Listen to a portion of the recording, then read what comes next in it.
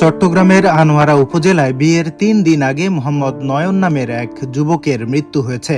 সোমবার ৬ এপ্রিল ভোরে অসুস্থ হয়ে পড়লে হাসপাতালে নেয়ার পথে তার মৃত্যু হয় বলে জানিয়েছে স্থানীয়রা। নিহত নয়ন উপজেলার ৩ নম্বর রায়পুর ইউনিয়নের গহিরা উঠান মাঝির বাড়ির ৭ নম্বর ওয়ার্ডের বাসিন্দা। তিনি মোহাম্মদ নাসিরের ছেলে। আগামী ৯ এপ্রিল তার বিয়ের দিন ধার্য ছিল।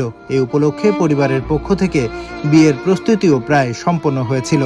স্থানীয় সূত্রে জানা যায়, ভোরে হঠাৎ জ্বরে আক্রান্ত হয়ে অসুস্থ হয়ে পড়েন তিনি। পরে তাকে আনোয়ারা উপজেলা স্বাস্থ্য কমপ্লেক্সে নেওয়ার জন্য রওনা দিলে পথেই তার মৃত্যু হয়। স্থানীয় বাসিন্দা মোহাম্মদ ইদ্রিস বলেন, ৯ এপ্রিল তার বিয়ে হওয়ার কথা ছিল।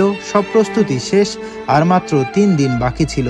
হঠাৎ অসুস্থ হয়ে পড়লে তাকে হাসপাতালে নেওয়া হচ্ছিল, কিন্তু পথেই মারা যান তিনি। এই মৃত্যু আমরা মেনে নিতে পারছি না। এই ঘটনায় এলাকায় শোকের ছায়া নেমে এসেছে। পরিবারের সদস্যদের আহাজারিতে পরিবেশ ভারী হয়ে উঠেছে।